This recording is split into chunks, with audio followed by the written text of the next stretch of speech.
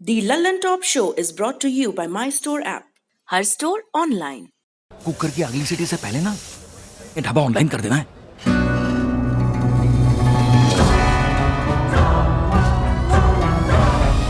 हम हो गए ऑनलाइन। आ गया है माई स्टोर ऐप। ये किसी भी स्टोर को ऑनलाइन करे सिर्फ 15 सेकंड में। माई स्टोर, अब हर स्टोर ऑनलाइन।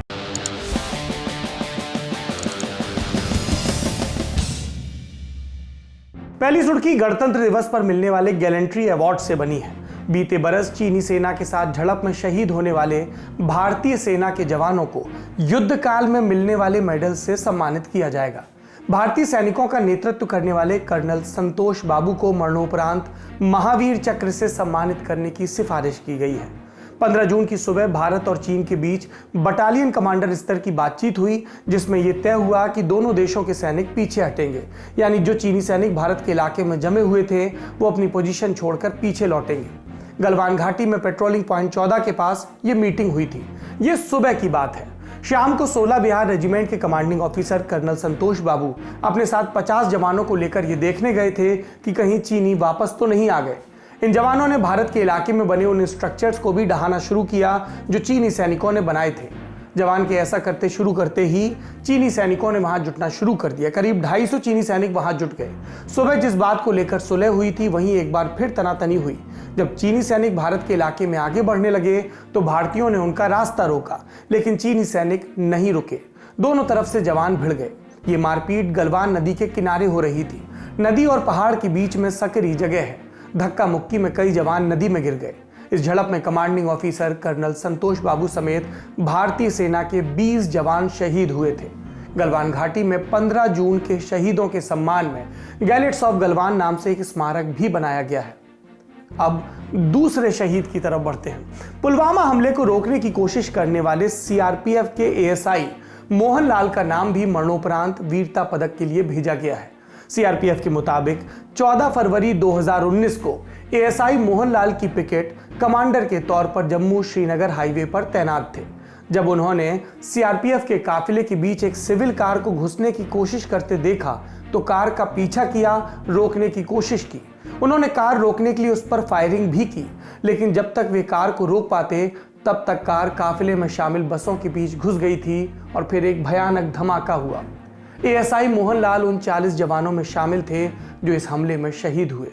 अंतिम क्षण तक अपने कर्तव्य पथ पर डटे रहने वाले एएसआई मोहन लाल की बहादुरी को देखते हुए उनके नाम की सिफारिश वीरता पदक के लिए की गई है। इसके अलावा जम्मू कश्मीर के रोशनी एक्ट और यूपी के हाथरस मामले की जांच करने वाली सीबीआई टीम के 2 अधिकारियों संपत मीणा और विनीत विनायक, आईटीबीपी के आईजी दीपम सेठ जो कि लद्दाख में पीएलए के साथ बातचीत में शामिल थे, माओवादियों के खिलाफ ऑपरेशन में शामिल रहे झारखंड पुलिस के एएसआई बनुआ ओराव, इन सबको भी वीरता और सेवा पदक के लिए नामित किया गया है। इन सभी शहीदों को जो कर्तव्य पथ पर शहीद हुए लल्लन टॉप का नमन, और जो जीवित हैं और अभी भी कर्तव्य पर डटे हुए हैं उनको 100 प्रणाम। दूसरी सुर्खी उत्तर प्रदेश से है।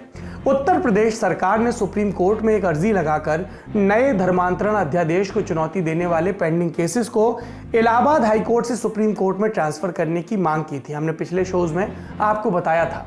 राज्य सरकार की दलील थी कि सुप्रीम कोर्ट में भी मामले की सुनवाई चल रही है, इसलिए सारी याचिकाओं को ट्रांसफर कर एक साथ सुनवाई की जाए। सुप्रीम कोर्ट ने सुनवाई कर ली इस बात पर, यानी कि कोर्ट में जो यूपी सरकार की दलील आई थी इस पर, और यूपी सरकार की इस मांग को सुप्रीम कोर्ट ने खारिज कर दिया। कोर्ट ने कहा कि जब इलाहाबाद हाई कोर्ट में मामले की सुनवाई हो रही है तो फिर हम किस आधार पर सुनवाई ट्रांसफर करें। दरअसल इलाहाबाद हाई कोर्ट में अध्यादेश को गैर जरूरी बताते हुए इसे रद्द करने की मांग को लेकर 4 याचिकाएं दाखिल की गई हैं।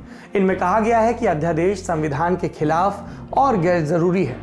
यह अध्यादेश नागरिकों को अपनी पसंद व शर्तों पर किसी भी व्यक्ति के साथ रहने व धर्म पंथ अपनाने के मूल अधिकारों से वंचित करता है, उनका उल्लंघन करता है।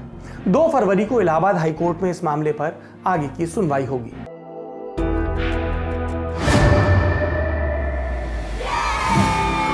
घुटना, कंधा या कमर, चाहे जैसा हो दर्द, डॉक्टर ऑर्थो आपको देता है दर्द से पूरी आजादी, एक भरपूर जिंदगी। ये कोई टेम्परेरी पेन किलर नहीं, आयुर्वेदिक औषधि है।